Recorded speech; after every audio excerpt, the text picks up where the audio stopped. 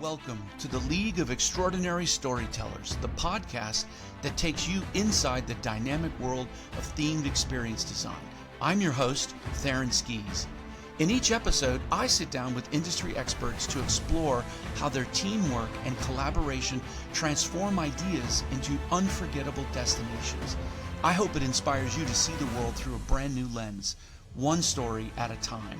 Join us as we celebrate the visionaries who make the impossible possible. Hi, everyone, and welcome to episode 12 of the League of Extraordinary Storytellers. You know, this season has been so much fun. I've had some great conversations with professionals from all across the themed experience industry. And one of my passions to bring to you as the audience is to introduce you to all different kinds of disciplines all throughout this crazy cool industry of ours, and mostly to explain how they work and to demonstrate to you through our conversation how to move projects forward, how to collaborate, and how to really discuss. Today, my guest is no different, a superstar in this world, decades of experience, and he happens to be a friend and a former Imagineering colleague. I'd like to welcome to the show Tony Mancini. Welcome, Tony. Theron, thanks. It's wonderful to be here. You know, it's so amazing to have somebody with as much experience as you do. And because I think you can speak into so many different aspects of themed experience design. And you've supported not just theme parks working in retail, but you've also worked in lodging and hospitality and leisure and gaming. You've done quite a lot. Can you just take us through a little bit of your journey? Sure. So I'll start back a little bit and then I'll go forward for you. I think this is a relevant sort of piece of information. So I had the privilege when I was much younger to join a youth symphony orchestra. I was a percussionist. And needless to say, the level of discipline required when you're playing, in an orchestra of that size, 100 or so people, that conductor and that baton really, really owns the room, and you've got to pay really close attention. And listening is such a critical component of that. And then I had a paper out when I was very young until I was 16, and that really got me to understand and learn the responsibilities of managing money, managing customers, and really delivering service levels at the best level you could at that age. And then I was with a retail company at 16. I was a stock boy, and then had the opportunity to move on, and I was corporate director at 25 of a group of different retail organizations within that company. Wow. And there I went on to lead a sporting goods company, part of a turnaround management team. We put it in and out of bankruptcy in 14 months. And then I got the big call of my life, which was Disney. And we moved to Florida, and I actually was leading the retail studio worldwide for WDI and for Parks and Resorts. Moved on after 10 years and led the group at MGM Resorts International. I was leading all the capital improvements for 16 casinos. Went back to New York for a bit, president of a fashion apparel company. Went back to Vegas to help lead Las Vegas Sands Corp for U.S., China, Macau, Singapore. Went back one more time to New York as a CEO to help clean up a bunch of companies and get them sold. And here we are today, back in Orlando, in my own consultancy and working with others. That's awesome. Thank you for taking us on that journey. What fascinates me about your initial description about being in an orchestra is it's a description that, or an illustration that I've used quite a lot to describe what we do. It just seems like the best illustration of an orchestra being led by the conductor with that baton. So I love the fact that you use that. You know, I wonder if you could talk a little bit about what first drew you to this really kind of unique intersection of brand design and guest experience. I mean, you've worked for some of and led teams in some of the most world-renowned luxury brands that you just talked about. What Mhm. brought you to that intersection, Tony? Well, I'll tell you, there were a few things that really kind of came about. And it was earlier in my career when I began to really recognize and see the importance of really looking at brand and the communication of brand, the environment and how that environment is experienced, and then the whole navigation point from a consumer's point of view. And when you bring all of those disciplines together, it's the difference between just a transactional experience or an experiential experience.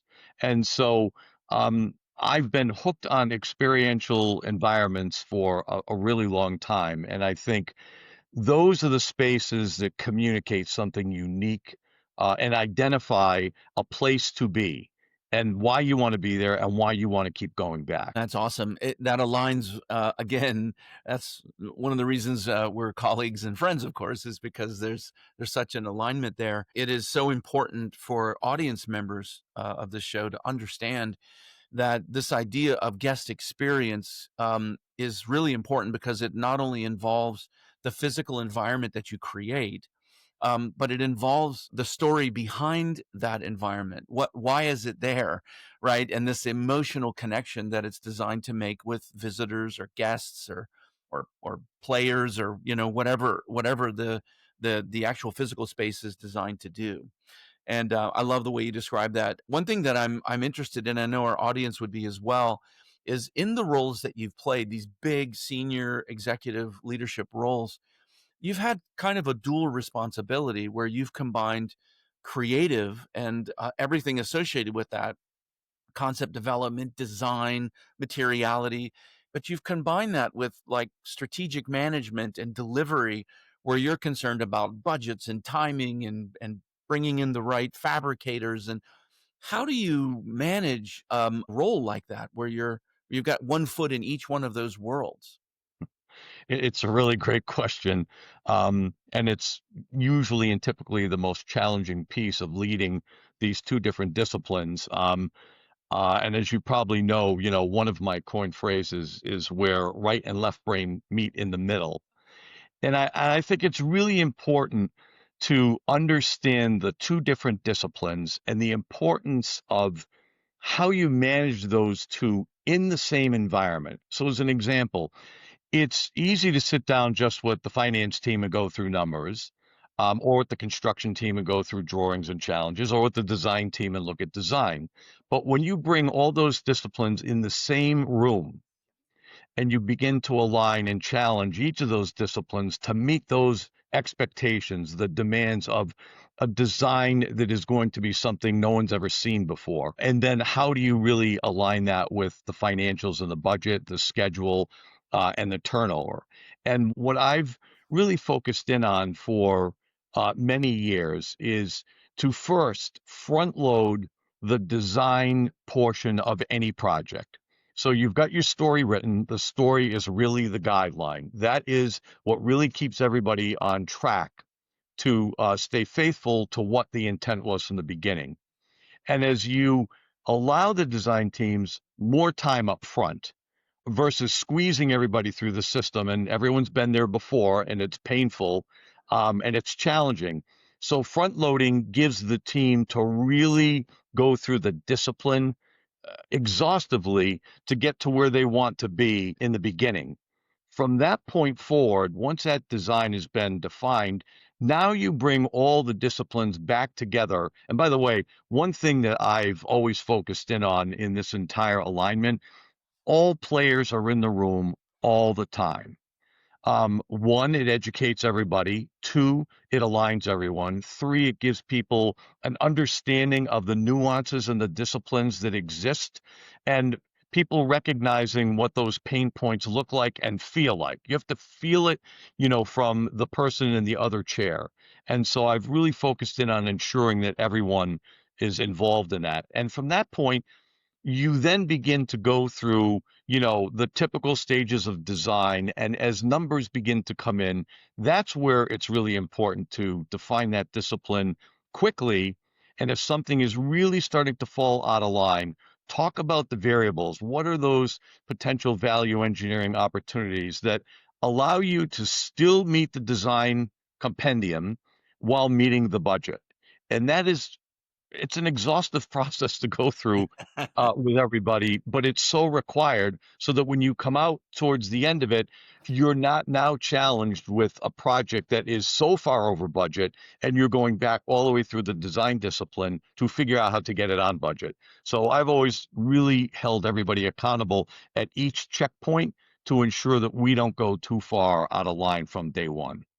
Yeah, what I love about how you describe that, and I'll just extrapolate, my understanding of it, is that there's a systems approach to this kind of work, right? It's A plus B equals C. You have to take it in a very, specific way. I mean, we're talking about billions of dollars here and Hmm. hundreds of people. So that creates a really high stakes environment, and I've talked with many people, and I could hear them in my ear as you were talking saying, "Oh, well, schedule and budget are going to win always because, when you're thinking about creative and story and those elements that the schedule pull and the budget pull is stronger, and it'll trump any creative thing that you want to do." You and I know better, and we know how to balance that, but I'd love to hear how you would answer that, again, continuing this idea of balancing those two things. Well, for me, it's a non-negotiable, meaning that the three-legged stool needs all three legs. And when people start throwing out, budget and schedule over design, then it comes down to an arm wrestle of who's going to win.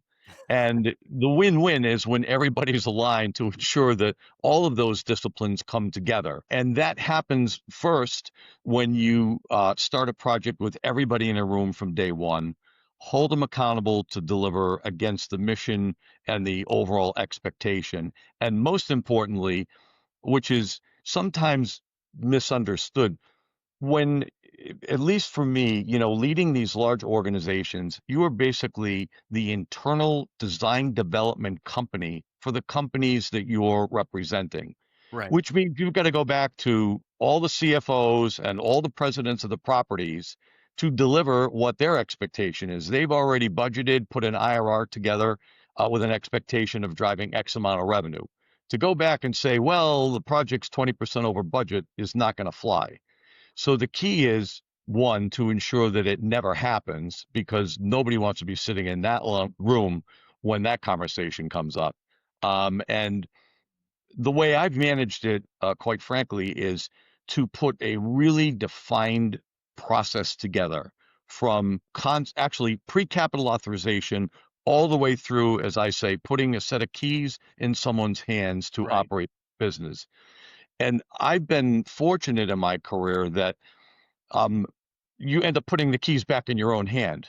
So my example, in Disney and other retail companies, you're delivering all of this content. At the end of the day, now you're going to be part of the operating team that's going to be doing merchandising, presentation, et cetera, et cetera, et cetera. So it's a lose-lose for me to create something that can't be tangibly delivered and then operate at the end. Right. So I've had the ability to sit in both of those business environments and recognize and understand the nuances and where the pitfalls are. And that business process really holds that level of accountability, Theron, in place. And I'll give you an example of that.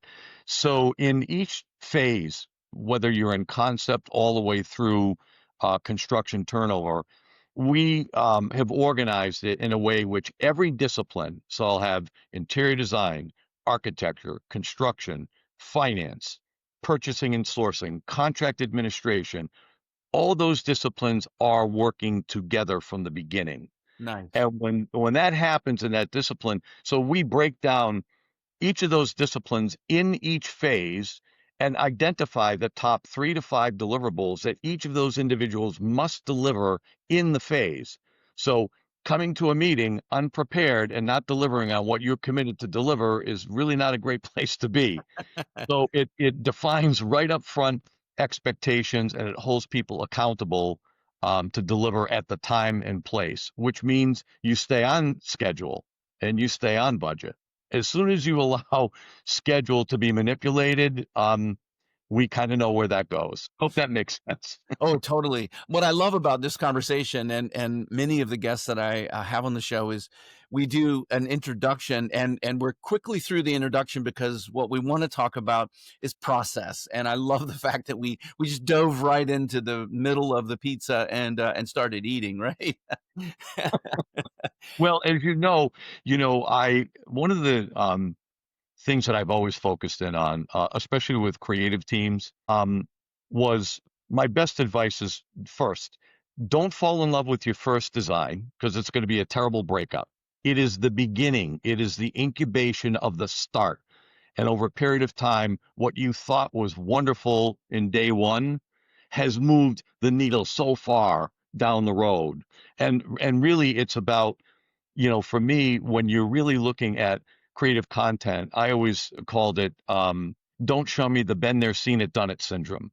I'm really not interested in looking at content that's already been done. Right. We're looking at what has never been seen before and how do you craft an experience around that that is so unique that you have people coming back year after year because they know they're going to be surprised with something new and dynamic. I'm reminded that what you wrote as an expert contributor in my book is that show business is a business, and I love that. I think it tags on perfectly with what you were just saying. It's something that I tell the future generations that are moving into this field that they should consider all of the work that they do, no matter what they do, whether they're in a technical role or a non-technical role, whether they're in a leadership role or in a staff role, they should always think that everything they do belongs to the client. That way, it's a lot easier not to fall in love with that first idea, as you said, because it belongs to the client. And if the client says, what else you got? You're right there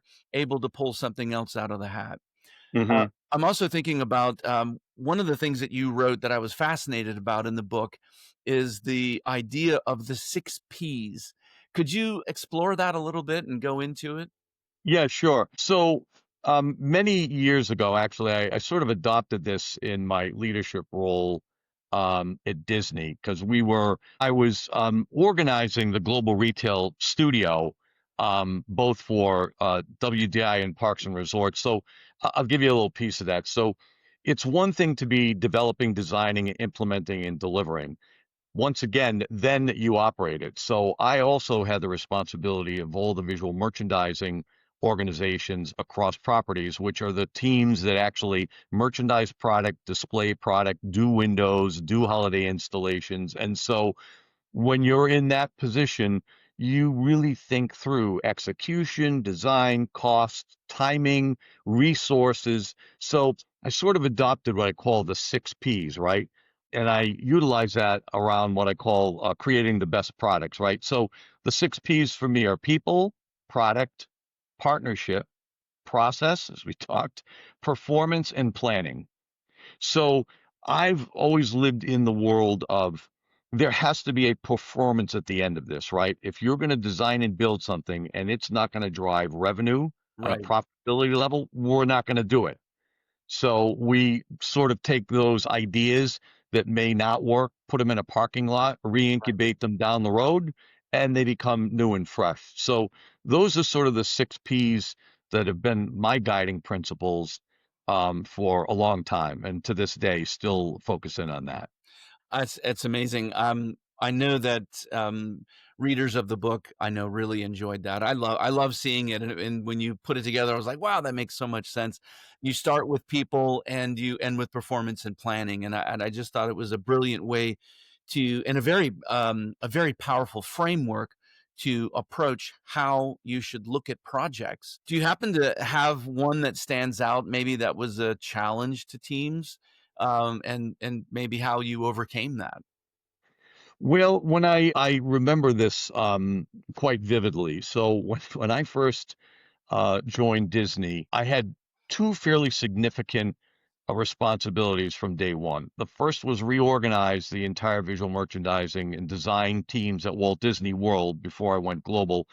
And the second was to develop the world of Disney, which at the time was the largest single retail site for Disney in the world. And I'm not going to talk about revenue, but anybody that would hear those numbers would lose their mind. And so now we're really talking about incredible layers, right? We're talking about multiple layers of different things that have to happen. And we were building, this store was 50,000 square feet, and it was going to be completed in time for the 25th anniversary. So, as you could imagine, the amount of discussion, challenges, working with merchants, planning organizations, architects, design people, the construction teams, all this is going on at the same time while I had the responsibility to lead all of Walt Disney World. So I was sitting in my office one evening at 10 o'clock and I looked at the other 100 projects going on at Walt Disney World. And I went back to the team the next day and I said, "You've all been doing this for the last 25 years. You're empowered to continue to do it. Keep me posted. I need to stay focused on World of Disney and the reorganization because if those two things don't happen, I'll never get my hands on the other 100 projects again in my life." And so that was a lot of complexity, leading everybody, going through organizational hierarchy, talking with hundreds of cast members that had been there for many, many years to figure out what was the right role and position for them. And that was a significant shift in how the teams were organized, worked, and delivered at Walt Disney World. Hmm. And then, of course, we took our leverage learnings and started to look at all the theme parks, resorts, cruise line, and RD&E across the globe, and started to apply those best practices. That's awesome. I'm glad you said across the globe because that's kind of where I was wanting to take our conversation is, you've talked about leading projects and whole organizations, and this high stakes kind of world. And I wonder, when you lead multicultural teams on global projects, what have you learned about the different ways to lead in these different cultures? And in these corporate environments, projects are led very different in Southeast Asia than they are here. What did you learn, and how did you accommodate that in your practice? Well, it's a great question. The first thing that I did was to ensure that I understood the culture that I was going to step into. Right. So before I ever brought any teams overseas, I made sure that there was a cultural immersion strategy in place. Do we understand our client? How does the client think? What is important in that culture? Respect, care, the involvement that it takes, how to communicate effectively. Um, and I've done that pretty much all over the world in very different multicultural environments. And I think the key is to have a great deal of respect for those that you're going to do business with and hold it as the highest regard of your discipline, that your integrity and credibility is what you own. And you must ensure that you never waver from that.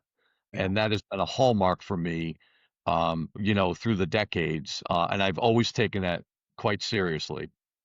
That's awesome. I know it's often said, and I've talked because my focus has been primarily creative, is that when you tell stories in other cultures, it has to be a relevant story for the audience of that Mhm, culture. Otherwise, it's just kind of blah blah blah blah.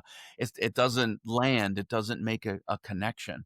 And mhm. much can be said the same way about how you lead that project, and that's just what you were kind of leaning into is understanding the culture, understanding the labor market, understanding how decisions are made.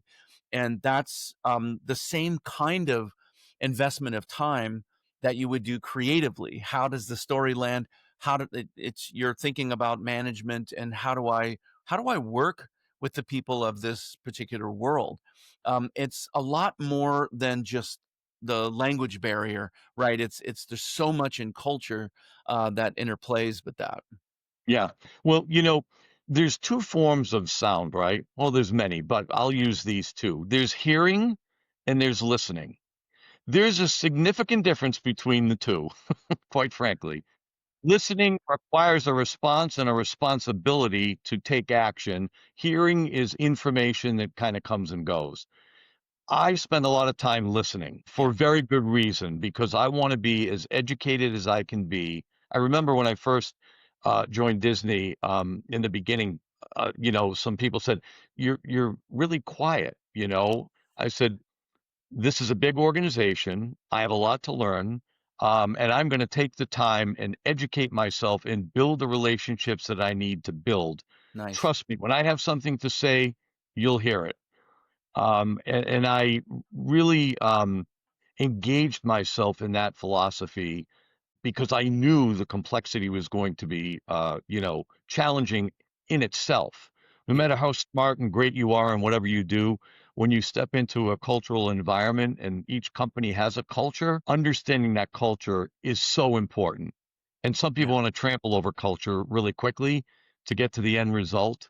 And so, as I've led, and you've been through this as well, and many people have, when you look at the complexity of projects, right?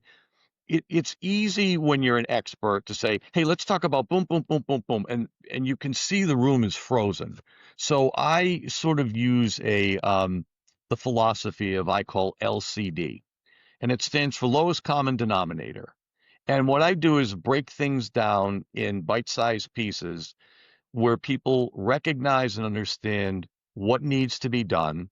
They have the ability to ask questions at any level. And by the way, one of the most important hallmarks of leading is to understand your team and your audience and never talk over and above someone. Once people feel threatened in an office environment that maybe I don't want to ask that question, that's probably not a great question, having the table open to all conversations is so important so that inclusiveness, first of all, you're educating everyone that's on the team. Secondly, people have had an opportunity to speak and they respect the fact that they've had that chance to do it. And at the end of the day, you'll get more out of your teams and organizations by giving them the ability to be heard, and to listen to what they have to say with great care. Ah, that's great. I love that. We talk quite a lot about setting a vision and having members of the team really feel like they've bought into that vision, and that kind of pulls people along, and they contribute to that vision along the way. I just pivot a little bit about vision, and again, in your contributions to my book, Creating Memorable Worlds, you wrote that a key element often missing from experiences is a compelling storytelling. And I Mhm. wonder how you go about telling a compelling story in the context of a branded environment that's not a theme park. How do you, in theme parks, we create a story and we string everything together with that thread. How do you do Mhm. that in other locations that you've worked in? Well, if you depending on let's say you're looking at a different property, right? So let's think of hotel resorts, integrated resorts, right, which are incredibly complicated. Integrated resorts have so many different environments and experiences for a guest or a consumer to engage within. And so I think there are sub stories to the big story, right? So first understanding the story what unto itself is so critical. And then how you define those smaller stories that support the bigger mission, which is so important. Going offline and creating your own story that doesn't tie back into the bigger story Right. is just another story, and it's confusing. And then people are like, I'm not sure I don't get that. I don't think I understand what is that. So keeping everything in context is so important. And by the way, it's more complicated. I think of when I think of the integrated resort industry, casinos, I mean, you're talking about pre-arrival, porte share, checking in, walking through the casino, walking by nightclubs, bars, restaurant, food and beverage, retail, getting to your room, and all of those pieces really have to be organized in a way in which they all complement one another and create what I'll call the journey. Right. The journey is so important in everything that we work on and develop. And I think sometimes it's like, okay, let's build something and get it done. And I'm sure you'll appreciate this. And it's sort of an old term, but I kind of call it pencils down, right? Right. As Right. soon as somebody hears about an idea, they want to start creating. I'm like, we're not going to spend 5 minutes creating. We're going to first understand what the operations team's needs and expectations are. What are we really trying to achieve? And so we go through that. I'll go back to process because I think it's so important because everybody's off to the races and you're burning soft costs. Right. Literally, the minute somebody says, design this, and then, 3 weeks later, you've got a design team who's gone way off, potentially off of, track from what was expected. And now it's a rework. And you're certainly not going to go back to your operating partner and say, I need more money for design. Right. You Right. know how that's going to go. So I think all of those things they're just so important. There's linkages to all these small little pieces that make up the sum of all parts to the whole. And I think it's easy to forget them. It's Yeah. easy to sort of push some of these, say, that doesn't, it really does matter. And I think having leaders that recognize that client need and expectation and the deliverable, you can't take your eye off the ball of your customer at the end of the day. You've got Yeah. to be active, participating, and providing insight and feedback and guidance so that people stay on track and don't waste time. Because every project, there's a return on a project, and people want it built as fast as you can get it done so they can start, driving revenue. So there's that compression for design teams. When you're building a brand new theme park, there's a lot of time involved in that. When you're building, remodeling, and reinventing in an operating environment, it's a totally different world to work in. I think at the end of the day, taking the time to ensure that all of these things align is so important and critical to your end product. Yeah, definitely. I love what you said in there, and I say it a little bit differently to students, for example, or new professionals, and I try to help them think about, because you're always talking about creative and starting creative, and in a sense, creatives have a tendency to focus on that creation process. As you said, you get anxious and you jump in there.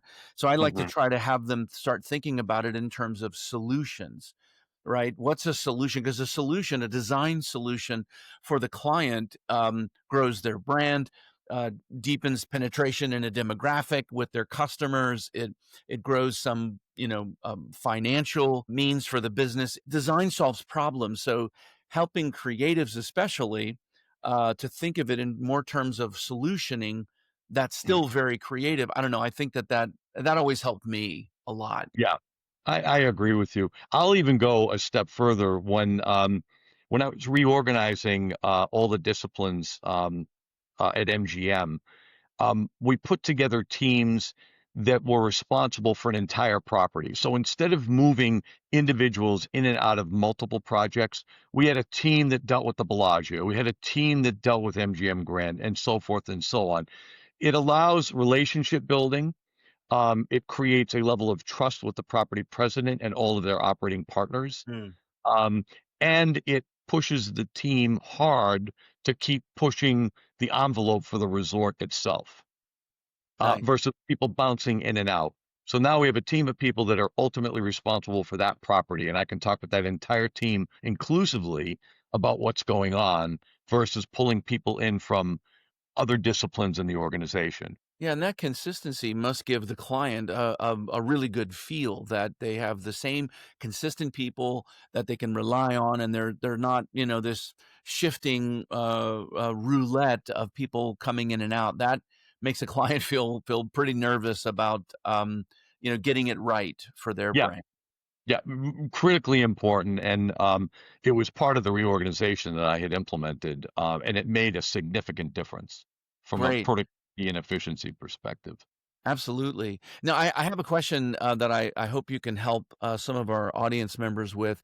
I talk to a lot of creatives who pitch to C-suites and senior executives, and it really seems that I don't know if it's just recently or if it's always been this way, but it seems that there's a disproportionate level of focus from these C-suites on bottom line value and profit and less on guest centricity. Now, I know you and I came up in Disney, and there was always a huge focus on guest being forefront of our focus. with your experience balancing between the two, what kind of approach would you recommend in helping these creative leaders to see the value of story and experience and emotional connection and our creative brothers and sisters, how can they pitch in a way that helps those leaders see the value in that? Mm. It's a really great question. And I'm going to start it at this point first. I think many people don't take the time to know the person that they're presenting to. So what do you know about the property president? What where have they been? What's their background? What's their focus? What are their hot buttons? What are they looking for, right? So people step into meetings and they just start talking, Mm, right? And yeah. start doing work without educating themselves on who they're dealing with. And my best advice for everyone, if someone's interviewing for a job, if you haven't delved deeply into the person you're going to sit down and talk with, then you don't know them. And it's very difficult to find a context in which you can have a conversation with someone. If you know something about someone and you're working on a project, oh, by the way, I understand the last project that was done, you were really excited about blah, blah, blah. This is the portion of that building the relationship and finding some common ground, versus just it's the project and you go in there and you pitch it. And I know plenty of senior executives that have hot buttons, Right. and if people don't know where those hot buttons are, they could step into a room and implode pretty quickly. Yeah. And so my guidance is talk with those that have been in front of those senior executives before, learn about them, find out what's important to them, and hit those milestones when you're presenting. And the most important, which I think a lot of people don't always think about, if you don't have an answer, don't make something up because people know it a mile away. Yeah. Kindly say, I need to get back with you. I'm not really quite sure, but I will get you an answer in the next 24 hours. Right. I think people are compelled to want to respond. And when you respond in certain fashions like that, people recognize you're making it up. And then the respect level drops Right. significant. Right. Hard to get So that back. yeah, don't pull it out of your ear. Um, take a moment and think it through. And Yeah. that's my point between hearing and listening. And we've all experienced this, in meetings, everyone's over talking everyone. Who's got the loudest voice? And at the end, nobody really heard anything Right. because nobody was listening. It was just a bunch of everybody trying to get what they wanted done. So, one of the most important hallmarks of leading is having the ability to facilitate. Mm. So, when you're in a room with a lot of people, someone's got to facilitate that room. And if that room's going off track, that facilitator, usually an executive leader, is going to say, you know what? Let's take a timeout for a second. Timeout here. I want to back up for a moment, and I want to recommit to what we've discussed up to this point, make sure we've captured it properly. Sometimes people go into an hour meeting, right? You need an agenda.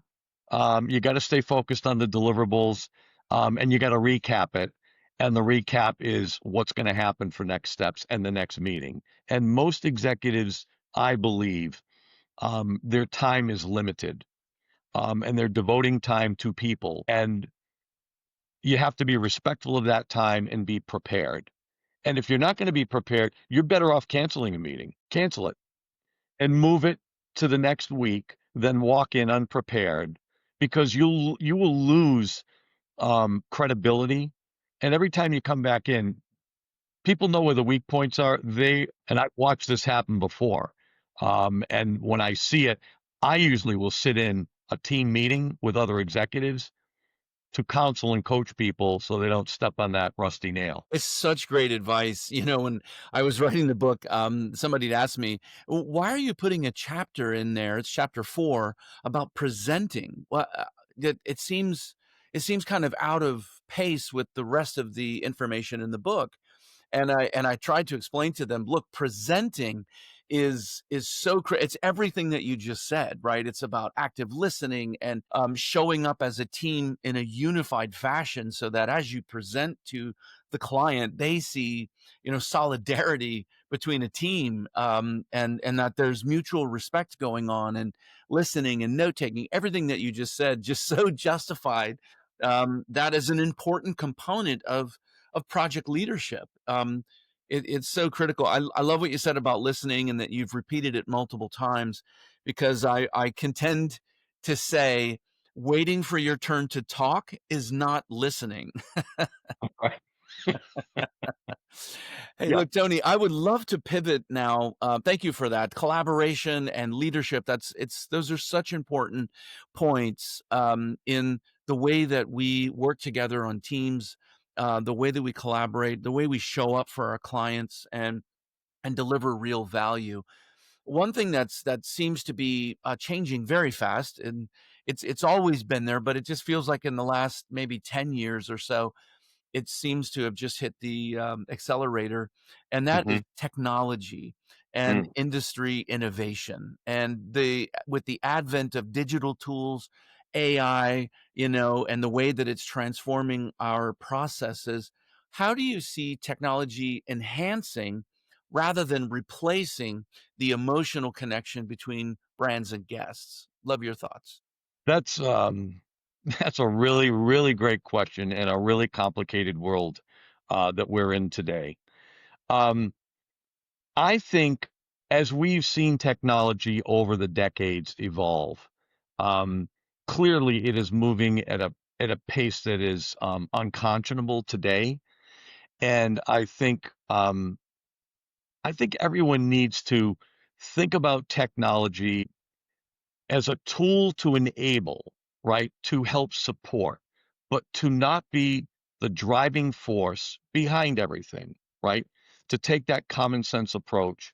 The one thing with all this knowledge that, is being absorbed, that can't be replaced is the human touch, the things that we feel, right? The five senses. That's a whole different experiential level to put together. And I think especially if you're in the experience environment world, and I'll even relate it to companies that aren't doing it, that should be thinking about it, that are just building transactional environments. Right. You come here, you buy it, you go online, you pick it up, you leave. So, retailers have gotten real lazy. Stores have become warehouses. They're not Right. experiences. Right. Not all, but many, many locations have turned into this kind of warehouse environment. So I think to answer your question, finding the balance of using technology in a sensible way, um, and not being afraid to utilize it because it's a pretty incredible tool. Yeah. Um, and I think especially in today with AI, it's a great jumping off point versus, we've all been through this. When you start building a white paper, it takes a lot of time and brain power to do it. So you can utilize technology to jumpstart, but then you've got to put your human thinking to it, the Right. experience and what I call the five senses, Right. you know, and that doesn't necessarily come out, from asking a bunch of questions. It'll give you some feedback and input, and it will learn and continue to educate. But at the end of the day, the five senses are a human element. They are not computer driven. They're not experienced in a computer. If you could shop a store on a computer like you were exactly walking through it, then that's what people would be doing. But Right. retailers haven't figured that out yet. So I think it's a balance. I think it's a balancing act. Um, and I think you have to be respectful and cautious of it, but not let it overwhelm a user to think that they're going to be out of work.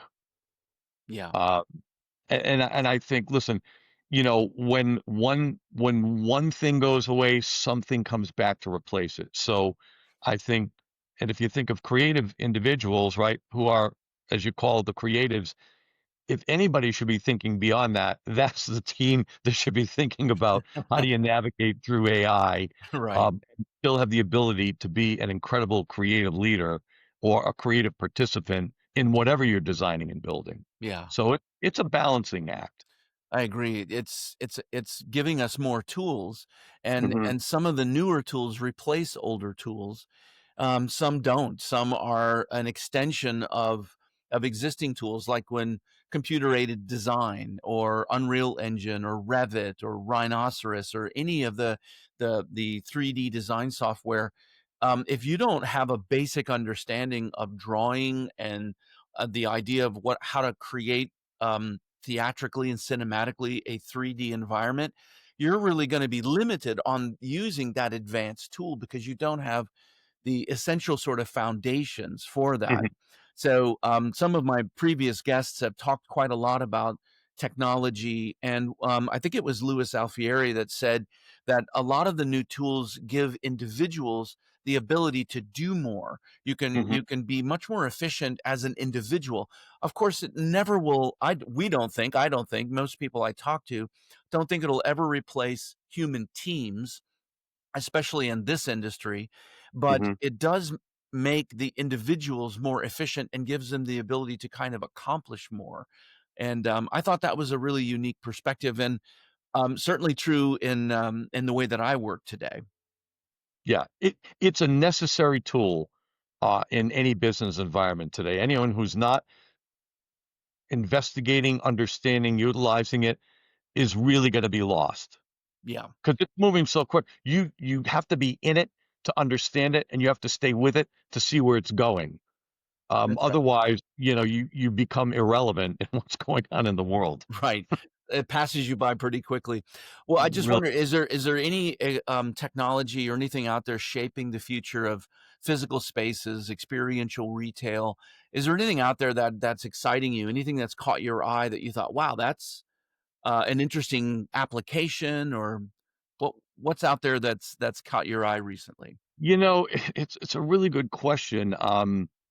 Some of the things that I've been working on, recently haven't really required me to go take a deep dive in that.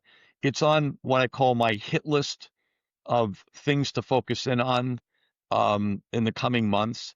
And one thing I've always learned in business, while you may not be an expert in an area, you're smart enough as a leader to know it's critically important as a tool. And I know that it is critically important as a tool. And I'm going to start really spending more time evaluating those. And as I see them, I'll share them with you, kind of one on one and say, hey, I've seen these two or three tools that I think are kind of over the top. Great. But I'll be honest, I haven't really taken the deep dive that I would like to and that I need to and deserve to. So Sure. that's up and coming for me. No problem. What I think is amazing about I recently gave a talk to a group called the World Experience Organization, and one of the deep dives that I did was on the Gen Z and millennials. It's mostly Gen Z now, and as a demographic group worldwide, they're the ones with the largest buying power in the world right now in the globe, and of course it's just getting more billions and trillions actually of dollars. And what's Mhm, fascinating about this group is that they're completely focused on paying for experiences rather than possessions. Even mhm, millennials were that way too, and I know we experienced that thinking at Disney.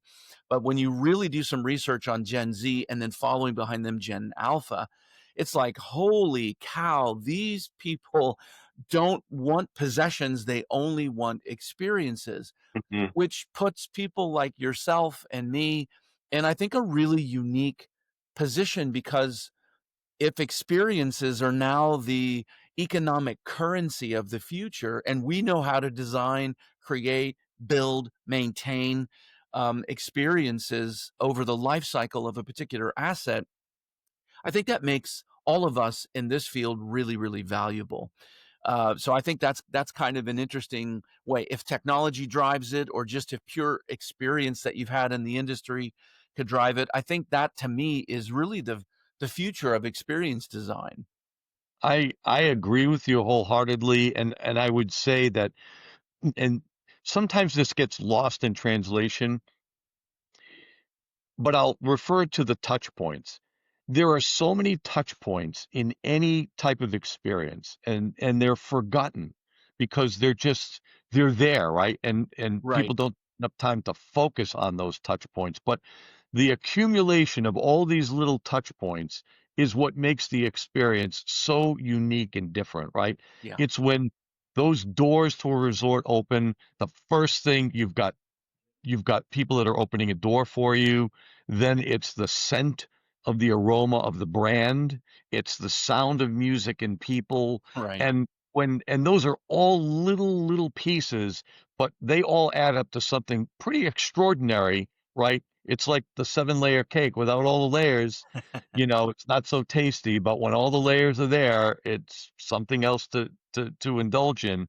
And I think sometimes that gets missed and lost in the translation, Yeah. to your point. Yeah. And I think people should take more time thinking about the little touch points that are out there. I mean, Yeah. I just went through this. I'm on a board of governors of a private club. And so one of the things we had talked about, and this is a touch point. So I was talking with the management team and I said, have we ever thought about having a series of wine decanters? We have a wine club and wine lockers.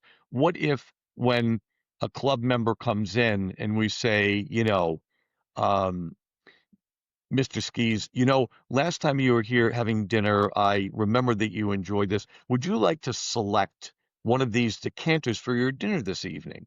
That's a touch point. Right. That's not what somebody expects. They expect someone's going to open a bottle of wine and pour it. So now I can select my own decanter. Wow, that's pretty interesting. Very personalized.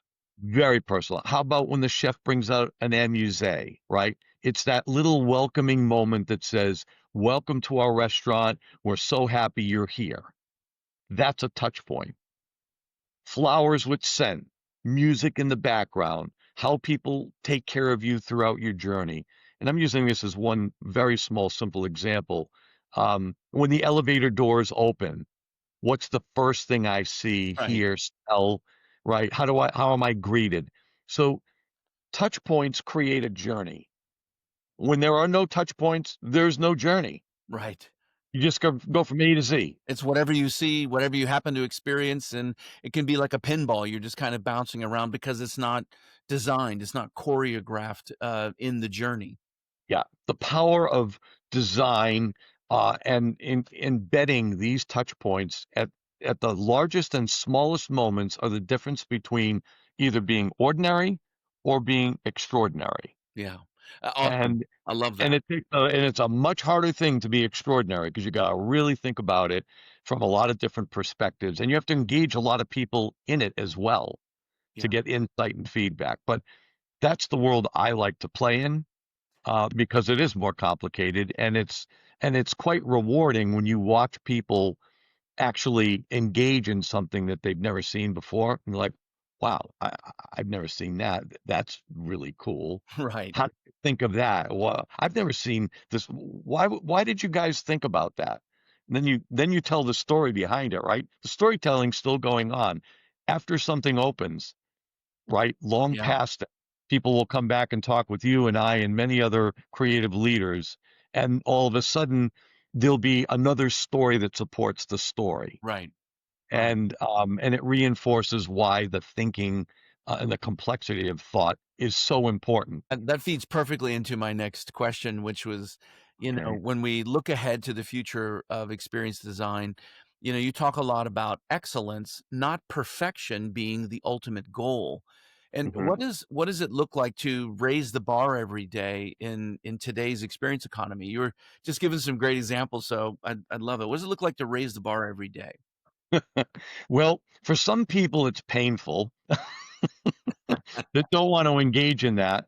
Um, one of my hallmarks, I won't say which company or which companies because I'll keep it there, but um, I always talked about excellence everywhere I've been. And I had some people come on a trip with me one time, and then they came back and they said, "I hear traveling with you is really exciting and blah, blah, blah." I said, "Well, if your leader will allow you, you're welcome to come on the trip." So I happen to be traveling around Europe and coming back.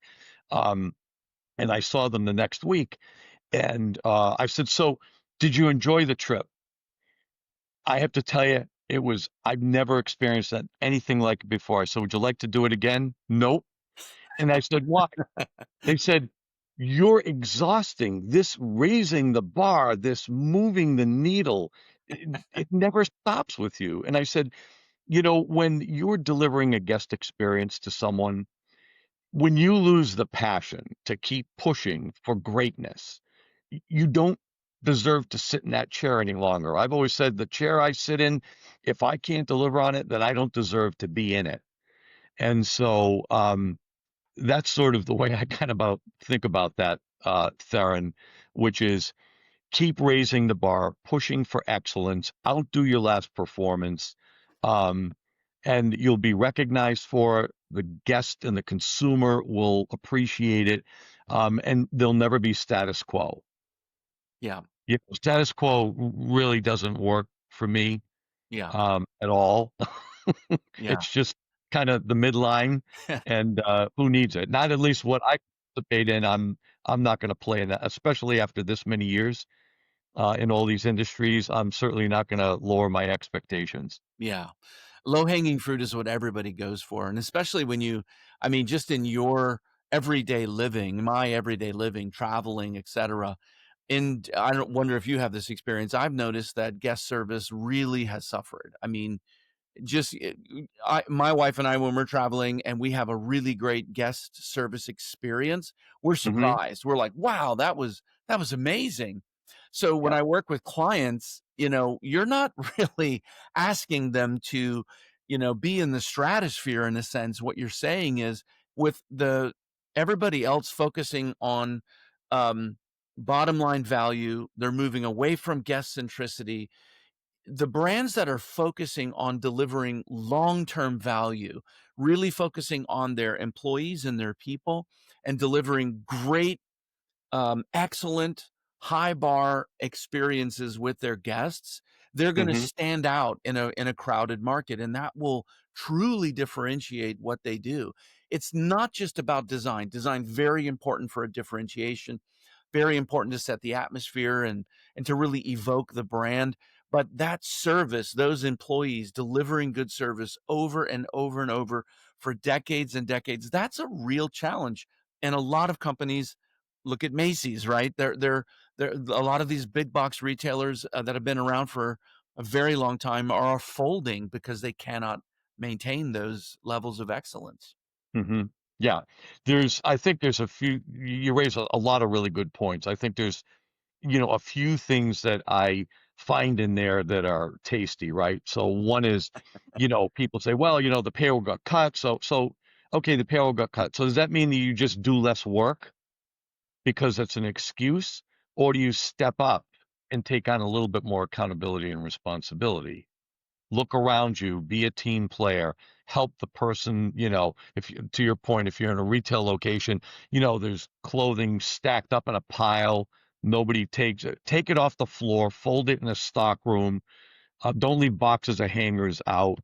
Um, Help the consumer in the experience itself. Yeah, And I think, you know, department stores, I've always wanted to reinvent a department store, quite honestly, because they were the grand emporiums of experiences. yeah, And department stores have completely lost sight. Not all, yeah. but a majority. Now, when you look at the theater of a department store in Europe, the windows are a show. Oh, you go to The Harrods environment, or the Samaritan, or I mean, yeah, it's like nobody's seen in America before. just absolutely stunning. And they do it like a stage show day in and day out all the time. There's never an excuse, right? Yeah. Everyone is presented beautifully. The products are presented beautifully. The guest service is like nothing. My best funny example is if you ever watched the film Love Actually, when Mr. Bean starts wrapping the gift, and he's got, the cinnamon stick, and the guy who's buying it, who really is trying to get out of there without being noticed, go through this whole exercise of the experience. If you've never seen it, try to watch it. It's absolutely hysterical to see. It's taking it to the nth degree, right? To the nth degree. Yeah, the tissue, the box, the packaging, the whole nine yards. Yeah. The Japanese are actually I'm just as I'm thinking about it, they're so good at this with packaging and the layers, and they're such a gift-giving culture. Just being there really was a rebirth in my mind as to what that process was. It was how you give a gift, but more importantly, how you got to that gift, how you unwrapped it, and there was, that in itself was a journey, and it blew me away. I always was thinking in terms of environments and how people work with you, Hmm. how you meet them and how they contribute to this environment. But just thinking of a gift in a package, you going through this unveiling of this product, I love that. It was Yeah, fascinating. it's like unfolding origami.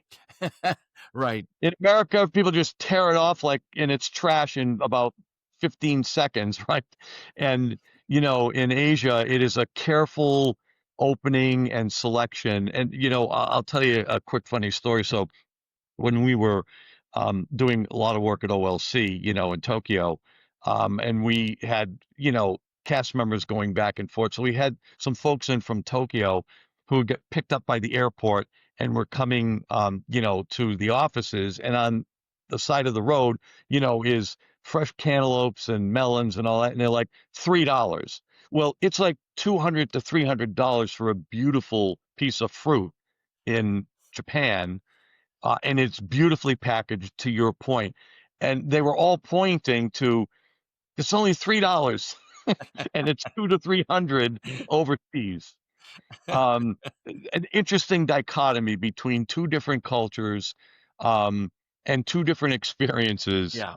to your point. Yeah. And it couldn't be more opposite of one another. It's so true. I encourage people all the time, if you have the opportunity to live and work overseas for a project, you really should, do your best to take it, because it will it will so add and contribute to your life, to the way that you create and design, the way that you communicate, the way that you interact with people. It's just such a fundamental part of growing and learning. It's stuff that you can't learn in school, you can't learn in a book, Yeah. and I love that.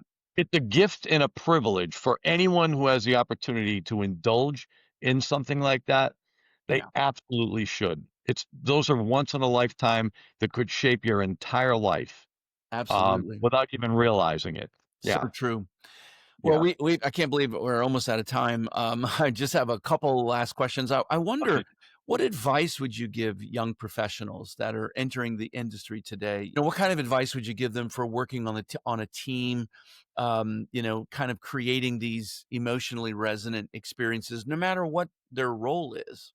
I would say, well, there's a couple of pieces. I'm going to preface it with with this. One, not everyone gets the opportunity and privilege to be part of something really great. There's many things we all engage in, and have an opportunity to do, but then there's some of those roles that happen in one's life that, um, don't happen as often as they could. Um, and so I would say, one, prepare yourself really well to get into the market. I do a lot of mentoring, at one of the universities, unspoken by name, but I've watched students, as they're getting ready to graduate. I'll do capstone presentations, and what I'm always, I think, amazed by is the lack of preparation coming out of university and going into the work environment. Right. Completely just have not really taken the time to get people ready. So I was going through this with a group, not long ago, and I shared with them a couple of things. I said, first, you really should understand what it feels like to fail. You should feel it in your gut. Yeah. So If good. you haven't felt it, then you don't know what you're up against. And recognize that as you're all graduating, Not everyone's going to get that one job. You're friends today and you're going to be in competition with one another very soon. Yeah. So prepare yourself to be the best you can be at this moment in time, right? Mm, So to fast forward to your question, I think anybody that's going to be in a team, on a team, part of a team is to number one, understand what your role is going to be. Two, define you as a brand. Who are you and how are you going to carry yourself and how are you going to contribute? Because right. this is the beginnings of your career through decades in front of you. Um, so, and I've always talked to a lot of different people. People call me and say, "Okay, so what's going on with the Mancini brands now?" Right? I'm like, "You know that I'm working for these major corporations and blah blah." Yeah, but you're a brand unto yourself, which at the end of the day is quite true, right? Yeah. But when you're embedded in what you're doing and you love what you're doing, you don't think of yourself as a brand. You think of yourself as a major contributor to a huge company and you want to make that company successful. Yeah. So I use brand as an example that everyone does become their own brand in their own way, whether it's subliminally done or deliberately done. Yeah. So early in one's career, get involved in a cool team. Um, Make sure you have the ability to shift into multiple projects or a big project that has multiple opportunities because, Yeah. you know, especially in youth today in the working environment, people are rambunctious. I mean, people want to just get to the next level really quickly. Right. So you could end up in a role that is so long term that you lose someone's interest. So I think both on the leadership side and on that individual who's joining, leaders have to keep people jazzed and excited about being involved and not lose interest. And those that are getting in to an industry or driving creative content can't frustrate themselves so early in the process. You've got to give it some time to percolate and grow. Yeah. It's Don't so think it's going to happen. specialized. Yeah, Right? Yeah, that's what I try to say too, is if you even if you took an architect, graduating from school and you put them in themed entertainment, it's gonna take quite a few years to really dial in to understand the specialty of being able to work in architecture at that level. It just takes yeah, time. yeah. And I think, as fast as the world is moving today, careers are moving that quickly. And sometimes you can shortchange your own opportunity for growth by walking away too soon. Yeah. Patience is a virtue. Manage your career with patience. There you go. I That's love the that's my perspective, that somebody gave me and, because I thought I was gonna retire with Disney. I'm gonna, move forward and I'm retiring and all these things, and it just wasn't that way.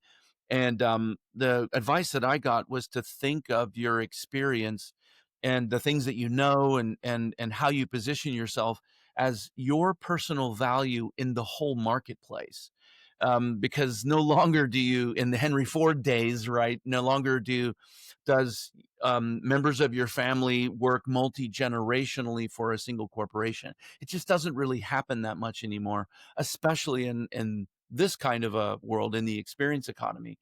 yeah, So new professionals thinking of their own um, um how what's their value in the marketplace? How valuable are they? What are the things that they can do? How many people have they worked with? How have they developed their soft skills, and not just their hard skills too? yeah. You're so right on that. I'm just going to hook onto it for a second. I think sometimes what happens is as people work inside a company that they believe that is that network that's going to carry them all the way through their career. Much to Right, what you just said, you thought you'd retire there, right? right. Being involved in the industry, get on a committee, meet Mm, people in your industry, go to events, be recognized and add a contributional level to what's going on in your industry or market that starts to craft the value you bring, not only for what you do in the company you work for, but what is your voice and how do you impact the total industry? And most people forget that. yeah, People get really insulated in their role in the company they're in, and that's it. And then, by the way, and I've spoken with many people who have done that and have lost a career opportunity, and they don't know anybody in the industry. Right, They only had one singular lane that they were swimming in, right. They lost and touch that with and it. it, they're completely out of Yeah, touch. And now those individuals have a harder time getting to step back into the game somewhere because really no one knows who they are or what they've done. right, right. So, to your point, everyone should expand their horizons and engage in whatever industry, committee, workshop. There's so many events in all of our industries that people should engage in for their own personal nourishment. Absolutely. Network, Yep. network, network. Yep. Awesome. Critical. Well, great conversation, Tony. Thank you so much. I always leave it open if anybody wants to get a hold of you. Where's the best way for them to engage with you, contact you? Well, they can reach me at my company, which is Think Tank Retail Hospitality Group.com. That's probably the fastest, easiest way. They can go into LinkedIn and find me within the LinkedIn community. And of course, I can always supply you with some additional contact information. But those are the two biggest ones to get to me or to get to you. Excellent. Well, thanks for being here today and bringing your incredible experience and great advice to our listeners. I know that the audience is going to absolutely love it. So I appreciate you being here. Oh, thanks for having me. It was a real privilege, and I really enjoyed our conversation. Thanks so much, Theron. Absolutely. And thanks everybody for joining. I'll see you for the next episode.